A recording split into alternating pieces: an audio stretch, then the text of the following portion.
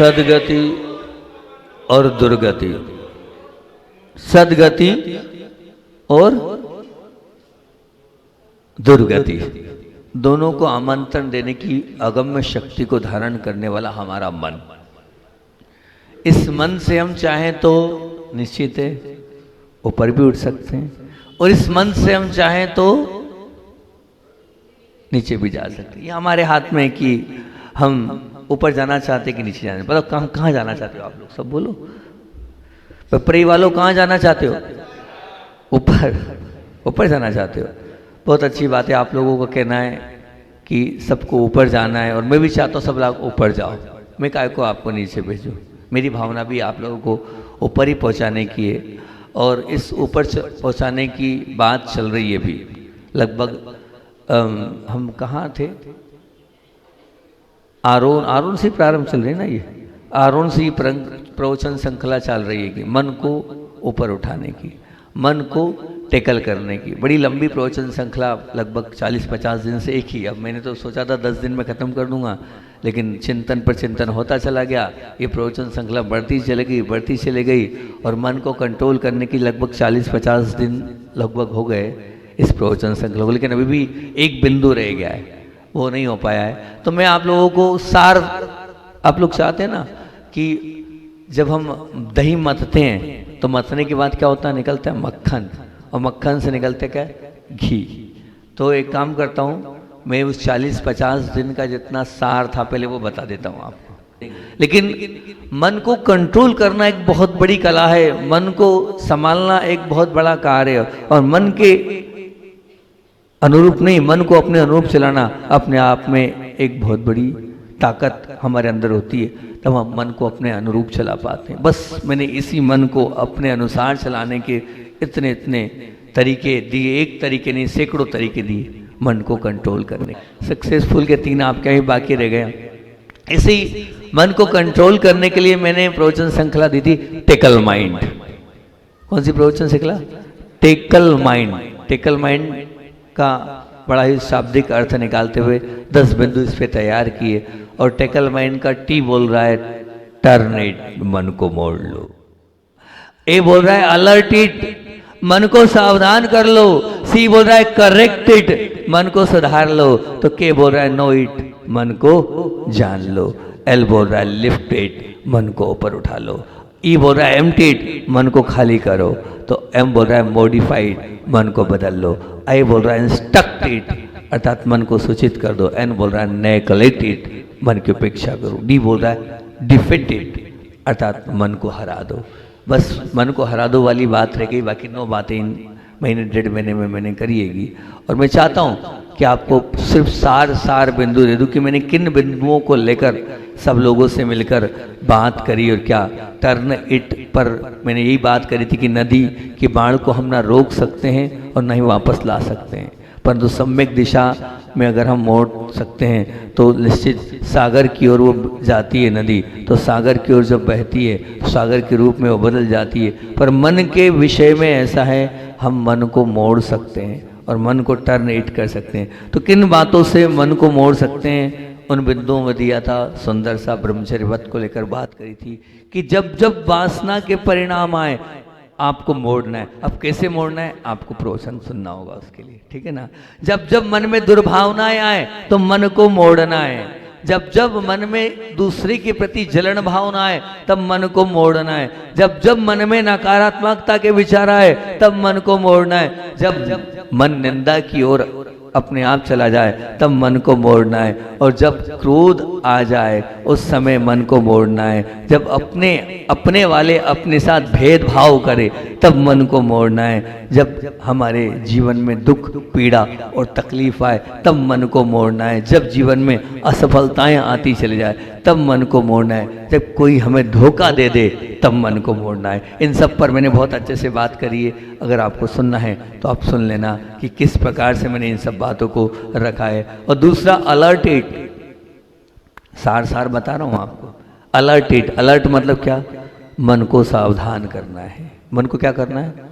सावधान करना है। सच में अगर हमने मन को सावधान कर लिया तो हम अपने आप को बहुत अच्छे से मान पाएंगे और जान पाएंगे। तो मन को सावधान कब करना है?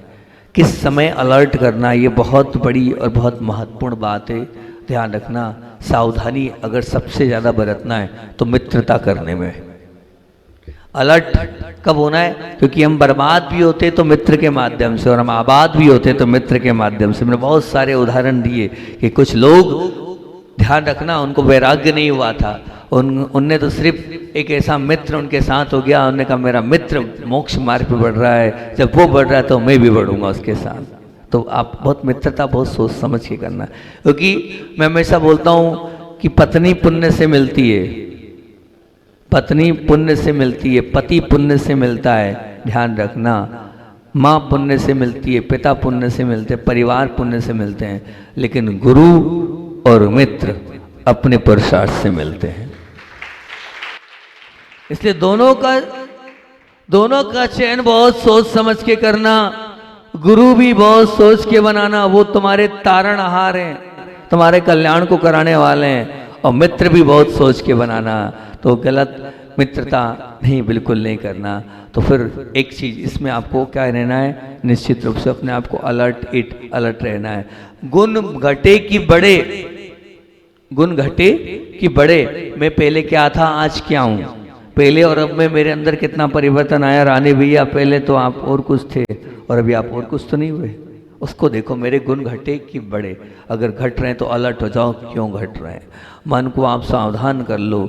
हाँ, फिर उसके बाद कब अलर्ट करना है, बड़ों की उपकारियों ध्यान रखना, अभिनय हो कभी नहीं होना चाहिए, उस समय आपको अलर्ट होना चाहिए। कोई नियम टूट रहा है, क्यों टूट रहा है, किस कारण से टूट रहा है, आपको अलर्ट कर ले अपने मन को, नहीं सब करूंगा पर कोई अपने इस कमिटमेंट को मैं तोड़ूंगा नहीं। और कब अलर्ट रहना है, इसको तो 2 प्रवचन दिए थे मैंने, बहुत सारे उदाहरण दिए थे कि बच्चों के सामने आपको कैसी बात करना है, सबसे ज्यादा अलर्ट रहने की आवश्यकता है। आप जैसा बोलोगे वो बच्चा वैसा सीखेगा, आप जैसा करोगे बच्चा वैसा करेगा। उस समय आपको अलर्ट बहुत रहना जरूरी है, क्योंकि मैं निश्चित रूप से अकेला नहीं हूँ, मेरे साथ रहने वाले बहुत सारे लोग हैं और मुझको देख रहे हैं, मुझको पढ़ रहे हैं, मुझको समझ रहे हैं, और मैं सबका आइडियल हूँ। तो कब बहुत जरूरी है, बच्चों के सामने आप सबके सामने अपने व्यवहार को ऐसा प्रदर्शित करें, तो उस समय आपको अलर्ट रहने की बहुत आवश्यकता है। कब, जब भी ऐसे महान पर्व आए, अष्टानिका 10 लक्षण, कम से कम हम कुछ ना करें, उनके पहले अलर्ट हो जाएं और अपने आप को उन पर्व के, शाश्वत पर्वों के दिन में अलर्ट होकर, और वैसे हो जाते हैं हम, जब भी 10 लक्षण अष्टानिका 10 लक्षण आते तो हो ही जाते हैं कि नहीं रात में नहीं खाना, हमें ब्रह्मचर्य से रहना है, हमें बाहर का नहीं खाना, बस ये अलर्ट होना आपका बहुत जरूरी है। और फिर कब अलर्ट होना है, अगला बिंदु ये भी बहुत अच्छा दिया था कि जब अस्वस्थ हो जाओ तो ध्यान रखना, पथ्य तो और औषधि तो सब लेते हैं, लेकिन कुपथ्य से अलर्ट रहोगे। क्या मना किया है उसको बहुत ध्यान से समझने का प्रयास करो कि हाँ इसके लिए मना किया है, हम उस चीज़ के लिए अलर्ट हो जाएं और उन चीज़ों को अपने आहार में ना आने दें, उन चीज़ों से बचेंगे तो हम स्वस्थ हो जाएंगे। तो ये अलर्ट इट पर बात। 30 नंबर पर मेरा बिंदु था करेक्ट इट, और करेक्ट इट पर हमने आप लोगों के बीच में बात करी थी कि करेक्ट इट कब बोल रहा है, बड़ा सुंदर बिंदु था करेक्ट इट वाला, है ना। कब करेक्ट होना है, तो ध्यान रखना, करेक्ट करने के लिए हमें क्या करना होगा, हमें करेक्ट करने के लिए बड़ों के सामने अपने किए गए अपराधों के लिए बताना होगा कि मैंने ये किया है। और इस बिंदु में मैंने कल परसों भी बोला था और आज भी फिर पुनः बोल देता हूँ कि जब आप अपने किए गए अपराधों के लिए आप आओगे, क्षमा याचना करोगे, प्रायश्चित मांगोगे, तो ये तप है। क्या है ये, क्या है? जब गलती स्वीकार करोगे, गुरु के चरणों में आके आप तपस्वी बन जाओगे। क्या बन जाओगे? क्योंकि 12 तप होते हैं, नहीं होते 12 तप, उन 12 तप में जो है प्रायश्चित को भी तप का है, नहीं कहा, अनशन, अमोदरी, वृत्ति पर संख्यान, रस त्याग, है ना, ये भी है ना, और वृत्ति परिसंख्यान, काय क्लेश। तो उधर प्रायश्चित, विनय, वैया, वृत्ति, सबसे पहले प्रायश्चित रखा है। जब प्रायश्चित मांगोगे, जब प्रायश्चित को पूरा करोगे, आप तपस्वी बन जाओगे। फिर दूसरा मैंने बोला था क्या क्या बोला था, करेक्ट रेट में बोला था, चेक करो और चेंज करो। अपने आप को चेक करो मैं क्या हूँ, और फिर उसका चेंज करो कि नहीं मुझे चेंज करना है, अपने आप को करेक्ट करना है। और फिर अपने खुद के चार्ट की बात मैंने एक दिन बताई थी, और अब तो, पहले तो मैंने उस दिन ये बोला था मैं नहीं पाल पा रहा हूँ और शायद मैं जीवन में नहीं पाल पाऊंगा, लेकिन अब मैं बोल रहा हूँ मैं पाल रहा हूँ और मैं बहुत अच्छे से पालन करता रहूँगा। क्योंकि जब से महाराज लोग आए तब से वो मेरे जीवन का सुबह से लेकर रात तक का 24 घंटे की दिनचर्या का एक चार्ट हम लोग फॉलो अप करते हैं, उसमें अपने आप को चेक करते हैं और फिर चेंज करने का प्रयास करते हैं। उसमें अपना खुद का पेपर लेते हैं और खुद की नंबरिंग करते हैं, और खुद की नंबरिंग करने के बाद जहाँ लगता है कि ये ठीक नहीं है, सामायिक में हिले 0 है ना, सामायिक में टिके 0, सामायिक में इधर उधर देकर 0, तो ऐसे आहार के संबंधित है ना। अब हो सकता है थोड़ा सा चेंजेस आ जाए हमारे आहार में। आप लोगों को महाराज इतने गंभीर क्यों हो गए, महाराज देख क्यों नहीं रहे, महाराज ऐसा क्यों कर रहे हैं, तो वो चार्ट जब चालू होता है तो सच में चर्या का पालन होता है, और जब चर्या का पालन होता है तो अपने आप हमारा जीवन करेक्ट होना चालू हो जाता है। क्या होने लगता है, करेक्ट। तो अभी अब हमारा जीवन करेक्ट की ओर है, अभी करेक्ट तो नहीं है पर करेक्ट की ओर है। तो वो करेक्ट की ओर होने के लिए उस चार्ट की व्याख्यान हमने पूरा किया था कि सच में सुबह से उठते और रात तक की प्रत्येक क्रिया को हम नंबरिंग सिस्टम से 1 और 0 देते हैं, और फिर उसके बाद उसका प्रायश्चित भी लेते हैं कि हमने क्या किया, कैसे किया, उसका क्या परिणाम निकला। उसकी कैटेगरीज भी हमने दे रखी कि फेल हो गए तो उपवास करना है, फिर उसके बाद और कम नंबर आए तो कोई तप करना है, और कम नंबर आए तो ऐसे करना है, और पास हो गए तो कुछ करना ही नहीं। तो ये चार्ट बनाना। फिर उसके बाद हमने करेक्ट के लिए बोला था पवित्र मन ही पवित्र आत्मा बनती, इस पर पूरा प्रवचन किया था। अगर करेक्ट करना है तो पवित्र मन बनाओ, जिनका पवित्र मन होता है वो निश्चित रूप से उनकी आत्मा भी पवित्र होते चली जाती है। फिर बहुत सुंदर बिंदु था नोइट, मन को जान लो। अगला बिंदु हमारा था मोनोइट, मन को जान लो। तो मन को जानने के विषय में मैंने क्या जानना, उस पर मैंने बिंदु दिए थे। ये प्रवचन भी 7-8 प्रवचन थे, और इनमें मैंने सबसे पहले प्रवचन दिया था, सबसे पहले मन से दूसरों की नहीं अपनी बुराइयों को जानो। मन से क्या जानना है, जब तक हम अपनी नहीं, हम बुरा तो कर रहे हैं लेकिन हम ये बोलते कि हाँ ये हम बुरा जान लें। जब हम बुरा जान लेंगे तो निश्चित रूप से हम अपनी बुराइयों को खत्म कर पाएंगे, क्योंकि हम बुरा कर तो रहे हैं लेकिन मन से स्वीकार करके जान लें कि मैं ये गलत कर रहा हूं। तो मन से स्वयं की बुराइयों को जानो, फिर मन से दूसरों की अच्छाइयों को जानो। नोहित, आपको कम से कम दूसरे की अच्छाइयों को जानना चाहिए कि ये दूसरों की अच्छाइयां हैं। हाँ निश्चित रूप से। पिछली बार यहाँ मैंने क्या बोला था, कुछ चार्ट लिखने को बोला था, नहीं बोला था?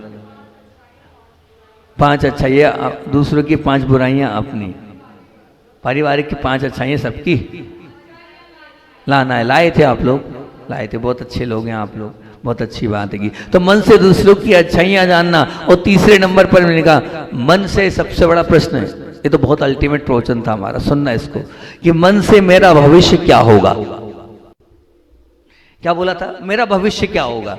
तो आपकी कहानी आपके सामने आ जाएगी कि मैं कर क्या रहा हूं और जाऊंगा कहां, मैं कर क्या रहा हूं और मैं जाऊंगा कहां। इस बिंदु से आपको पता चल जाएगा कि मेरा भविष्य क्या होगा, इसको जानो। और चौथे नंबर का प्रवचन था हमारा, मन से स्वयं के कर्तव्य और जिम्मेदारियों को जानो। हाँ ये भी बहुत सुंदर प्रवचन था। मैं ये तो जानूं मेरी क्या कर्तव्य है, ये तो जानूं मेरी क्या जिम्मेदारियां हैं। जो व्यक्ति अपने कर्तव्यों को जानता है, जो व्यक्ति अपनी जिम्मेदारियों को समझता है, ध्यान रखना, वो व्यक्ति कभी दुखी नहीं होता है, वो कभी व्यक्ति परेशान नहीं होता है। वो हमेशा अपने जीवन में प्रसन्नता को और शांति को बरकरार रखता है, जो अपने कर्तव्य करता है, जो अपनी जिम्मेदारी करता है। एक नया और एक और दे दूं नया, तो एक नया आज आपको देता हूं शुरुआत से, ठीक। जो लोग अच्छे होंगे वो मेरी बात मानेंगे, जो लोग अच्छे नहीं होंगे, ठीक है, अच्छे तो हो। मैं एक बात बोलता हूँ, अच्छे तो हो क्योंकि सुनने आए हो, क्योंकि ऐसा तो नहीं बोल सकता मैं कि आप अच्छे नहीं हो। क्योंकि यहाँ बैठे हो गर्मी में भी, बिना पंखे में भी, बिना कूलर में भी, धूप में भी बैठे हो, तो अच्छे तो हो, है ना, अच्छे तो हो आप लोग, है ना, सब लोग यहाँ बैठे हो। लेकिन बहुत अच्छा बनना है आपको, नहीं बनना है, बनना है तो बहुत अच्छा वो बनेगा जो मेरी बात मानेगा, और मैं तो आपके अच्छे के लिए बना रहा हूँ। ये दूसरा बिंदु दे देता हूँ। पिछली बार मैंने आपसे कहा था अच्छाइयाँ निकालो। इस बार मैं आप लोगों को बोल रहा हूँ एक काम करना, बहुत सुंदर काम करना, अपने जीवन को सच में सदाचार बनाना है, अपने जीवन को आदर्श बनाना है, अपने जीवन को उत्कृष्ट बनाना है, अपने जीवन को अच्छाइयों से भरना है। इतना काम कर लेना कि मैं जिनके साथ रह रहा हूँ, मैं जिनके साथ रह रही हूँ, मेरे पति, मेरी माँ, माँ सासू माँ, मेरे पिता, मेरी बच्ची, ठीक है ना, और मेरे जिन घर में जो और अन्य सदस्य, उनके प्रति मेरी क्या जिम्मेदारियां हैं। आज इस बार आप जिम्मेदारी लिख के लाओ, ठीक है ना। मेरे माता पिता, भाई बहन, पत्नी, बच्चे और जो लोग रहते हैं, 3 बेटी है तो तीनों के प्रति अलग अलग जिम्मेदारी हो जाएगी। रानी भी ऐसा नहीं है कि बड़ी के प्रति अलग तो छोटी के, तो जिम्मेदारी लिख के लाओ। जो लोग लाएंगे वो बहुत अच्छे, और जो लोग सुन के चले जाएंगे अच्छे तो हैं, कोई दिक्कत नहीं। लेकिन मैं तो चाहता हूँ आप लोग अच्छे तो हो, लेकिन क्या बनो, क्या बनो, बहुत अच्छे बनो। तो कर्तव्य और जिम्मेदारियों को लिख के लाना सच में, और लाना नहीं, फिर मैं बताऊंगा आपको, जो लाएगा उसका चमत्कार बताऊंगा, अभी नहीं, पहले लाओ, फिर उसका अतिशय बताऊंगा, क्या चमत्कार आपके जीवन में घटेगा। फिर उसको कैसे करना है उसका तरीका अलग से बताऊंगा, कि ऐसे इसका उपयोग करना है, इस प्रकार से इससे अपने जीवन को जीना है, और उससे जियोगे तो आपका जीवन शांतमय बन जाएगा, आपका जीवन बहुत सुंदर बन जाएगा। और अब आगे मन से, अब मन से और क्या, मन से किसको जानना है, मन से अपने परिवार वालों की अपेक्षाओं को जानो। अरे ये तो जानो कि मेरा पति क्या चाहता है, ये तो जानो मेरी सासू माँ क्या चाहती है, ये तो जानो मेरे पिता क्या चाहते हैं। जब आप ये जान लोगे तो बहुत बड़ा काम हो जाएगा। बस वो जान लिया, भैया इनकी अपेक्षा मुझसे है, ऐसी है, इनकी अपेक्षा ऐसी है, ठीक है। एक परिवार में बहुत झगड़ा हुआ, भाई उनकी क्या अपेक्षा थी कि मेरी पत्नी व्यवस्थित कपड़े पहने। अगर व्यवस्थित कपड़े नहीं पहनती थी तो पति को गुस्सा है, बस अपने पति की इतनी इच्छा है, ठीक है, आप उस इच्छा को पूरा करो कि नहीं मेरे पति चाहते हैं कि ऐसे रहना है, मैं वैसे रहो। मेरे पति चूड़ी चाहते हैं, कांच की चूड़ी पहनो। मेरे पति बिछड़ी चाहते हैं, बिछड़ी पहनो। मेरे पति चाहते हैं कि मांग ले, मांग करना है। भाई बिंदी चाहिए उनको, व्यवस्थित चाहिए, इतना ही तो करना है आपको।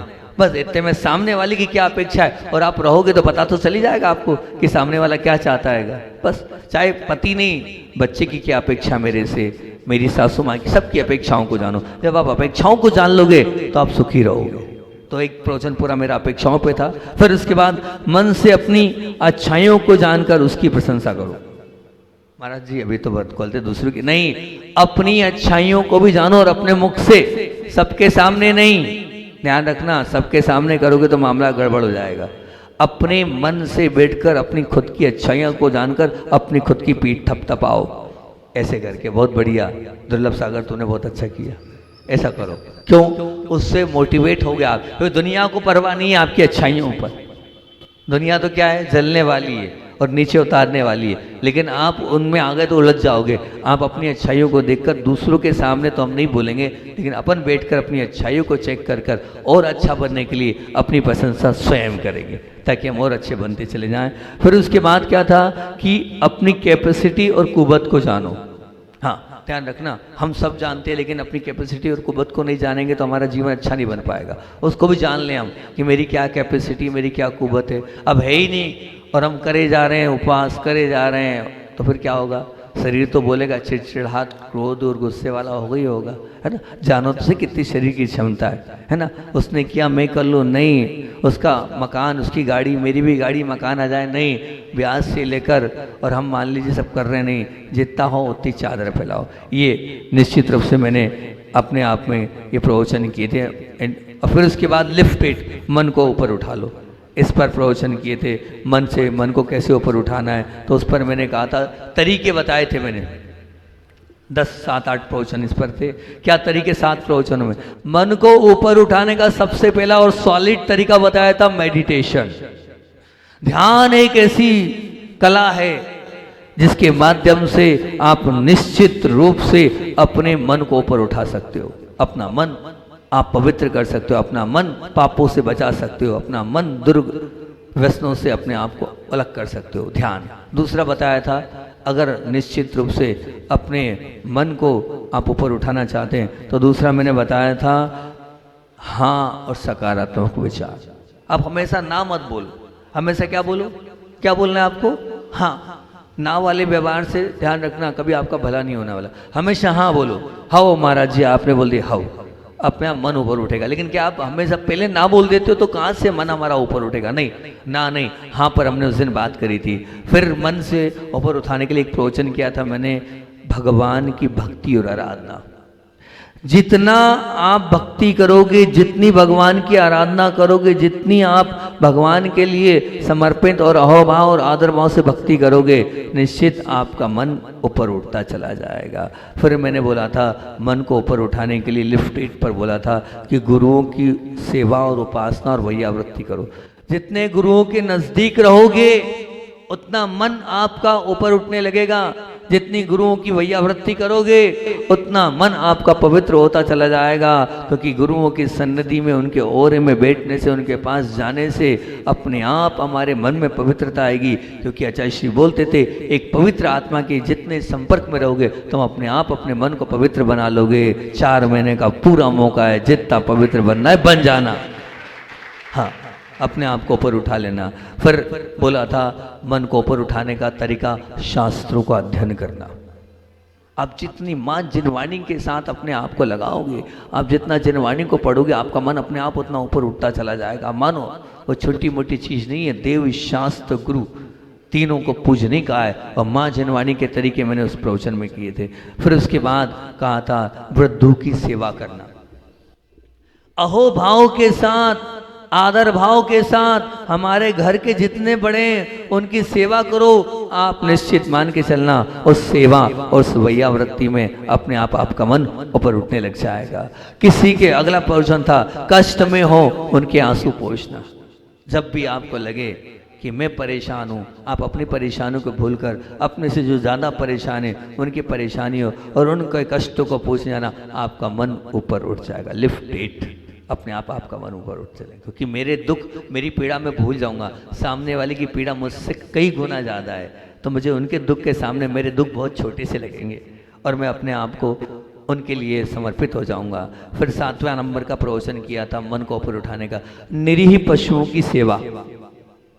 मतलब आपको लगे मेरा मन ऊपर उठाना है तो चले जाओ गौशालाओं में, चले जाओ उन पशु पक्षियों के बीच में, उनकी सेवा करो। उनकी सेवा, उनकी वैयावृत्ति करने से निश्चित मान के चलना आपका मन अपने आप ऊपर उठता चला जाएगा। फिर मैंने मॉडिफाइड मन को बदलने की बात करी थी, कैसे मन को बदलें, इसके तरीके के 7 प्रवचन किए थे मैंने कि किस प्रकार से बदलें। तो उस पर सबसे पहला जो बिंदु मैंने दिया था, क्या सूत्र, बहुत ये मेरे जीवन के अनुभूत प्रयोग मैंने दिए थे और ऐसे प्रयोग दिए थे, सच में इनको पढ़ते ही मेरा तो मन बदल जाता है, आपका भी मन बदल जाएगा।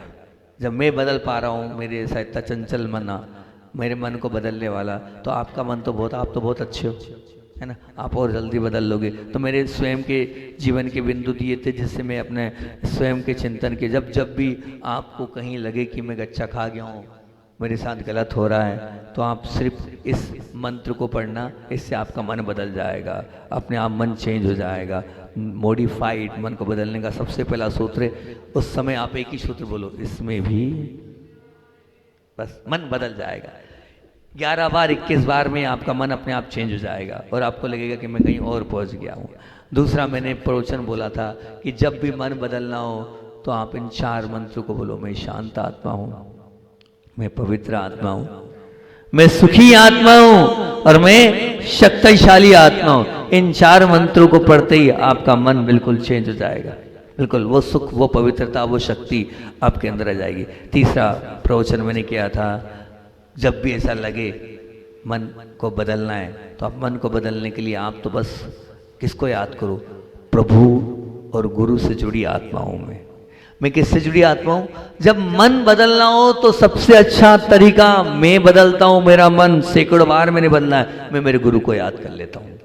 जब भी गुरु को याद कर लेता हूँ तो मेरा मन बदल जाता है। नहीं, मेरे गुरु ने तो ये नहीं सिखाया है, मेरे गुरु तो बहुत अच्छे थे, वो तो सहते थे और इन सब बातों को बहुत अच्छे से एडजस्ट करते थे, तो मुझे भी एडजस्ट करना है, मुझे भी सहना है, और निश्चित रूप ने मुझे यही सिखाया है। तो जब भी आपको मन बदलना हो तो आपके जो इष्ट हैं, जिनको आप लाइक करते हैं, जिनको आप पसंद करते हैं, उनको आप याद कर लेना, तो अपने आप आपका मन बदल जाएगा निश्चित। वो एक ऐसा जादुई मंत्र होगा, एक ऐसा तंत्र होगा, एक ऐसा यंत्र होगा, उस मंत्र के माध्यम से आप पूरे बदल जाएंगे। फिर उसके बाद क्या बोलना है कि मैं प्रतिकूल परिस्थिति में आपको बोलना मैं सहनशील आत्मा हूँ। क्या बोलना है? मैं सहनशील आत्मा हूँ। जब आप ये बोलोगे आप निश्चित मान के चलना जो भी पीड़ा प्रतिकूलता आएगी बोलते ही दूर।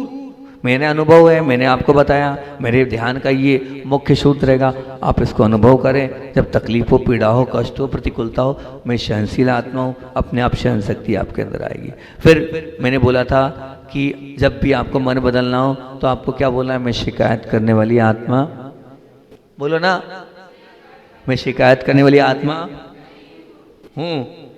क्यों झूठ बोल रहे हो? दिन रात 24 घंटे शिकायत भरा जीवन है।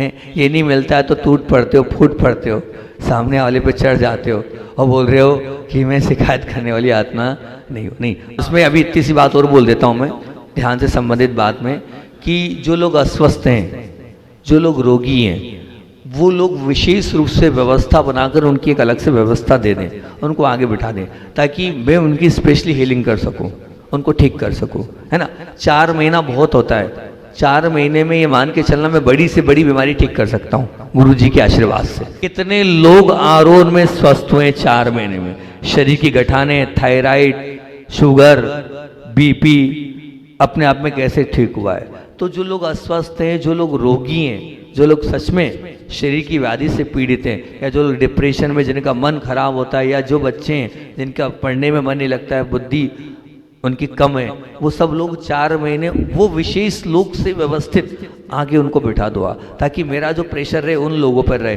और मेरे पास अगर उनकी बीमारी आ जाए, पिछली बार मैं जल्दबाजी में था, मैं काम नहीं कर पाया, वो मुझे बीमारी बता दे तो पर्टिकुलर उस बीमारी पर फिर मैं लिस्ट दे दें, है ना। आप लोगों का फोटो नहीं लूंगा मैं, क्योंकि फोटो इसलिए लूंगा कि फोटो ले लूंगा तो आप आएंगे नहीं, ठीक। मुझे फोटो नहीं चाहिए, आपका नाम चाहिए और आपकी बीमारी चाहिए। और एक काम करता हूँ, सबसे अच्छा तरीका ये है कि अभी 10 मिनट रोज़ दे देता हूँ, मैं 15 मिनट देता हूँ। जो लोग अस्वस्थ हैं वो आके मुझसे मिल लें, तो मैं उनसे बात कर लेता हूँ, उनकी बीमारी समझ लेता हूँ। तो मैं अपनी कुछ औषधि प्रयोग भी आपको बताऊँगा, आपको ध्यान तो दूंगा, हीलिंग तो दूंगा, सुबह का प्राणायाम और एक्सरसाइज तो दूंगा ही कि आपको ये प्राणायाम और ये एक्सरसाइज करना है, बहुत अच्छी बात है। लेकिन साथ साथ में ये तो है ही, लेकिन साथ साथ में मुख्य बात आपको जो बता रहा हूँ कि कुछ औषधियों का प्रयोग जो गुरुदेव की कृपा से 20 साल में उनके साथ रहकर मैंने सीखा है, उन सबको भी आपके बीच में रखूंगा कि आप इसको लो, इसको लो, इससे हो सकता है आपको आराम मिल जाए, ठीक। तो वो लोग जो विशेष परेशान हैं, एक समय हम निश्चित कर देंगे,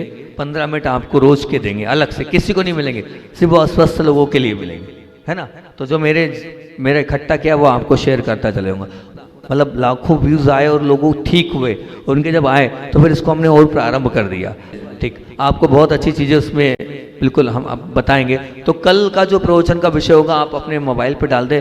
जिन लोगों को चक्कर आते हैं, है ना, जिन लोगों को चक्कर आते हैं, घबराहट होती है, उन लोगों के लिए कल के विशेष प्रवचन रहेंगे।